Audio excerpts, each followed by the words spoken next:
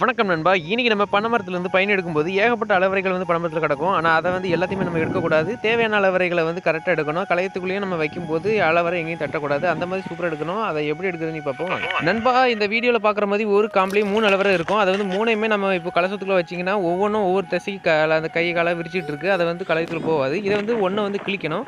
3யுமே ஒத்த ஒத்தையா கிழிச்சீங்கன்னா, அந்த நரம்பு பகுதி வந்து காணாம போயிரும். அதனால 1 மட்டும் கிழிச்சுட்டு 2 வந்து அப்படியே விட்டுறணும். இப்போ நான் காட்டுறேன் பாருங்க. இப்போ ஒரு கலசத்துக்கு நண்பா கிழிச்சிட்டேன். இந்த கலசத்துக்கு வந்து ரெடி ஆயிடுச்சு. இப்போ இதுக்கு கீழ உள்ள அளவரைய வந்து கிழிக்கிறேன் பாருங்க. இந்த பார்த்தீங்களா, இந்த 3யுமே 1 மட்டும் கிழிக்கணும். 1 கிழிச்சிச்சுன்னா, அதுக்குள்ள நரம்பு அந்த அளவரைக்குள்ள நரம்பு அதுக்கு கிடைச்சிரும். மீதி இருக்கிற 2 அளவரைக்கும் அது மீதி உள்ள நரம்பு வழியா பயணி வந்து சிந்திரும். இப்போ பாருங்க, மேல உள்ள கலயத்துல வந்து சும்மா கால கைய கிளப்பிட்டு இருந்துச்சு. இப்போ பாருங்க கிழிச்சு நல்லா ஒரு போல ஆக்கியாச்சு. இனி இத வந்து கலயத்துக்குள்ள தூக்கி சொருகுனீங்கன்னா, இடுக்கி பயணிய வர வச்சுட்டு எடுத்து உள்ள சொருகுனீங்கன்னா, பயணி நண்பா அழகா போடும். நமக்கு ரொம்ப அடியில வர வரைக்கும் எந்த பிரச்சனையும் பண்ணாம சேஃபா வந்து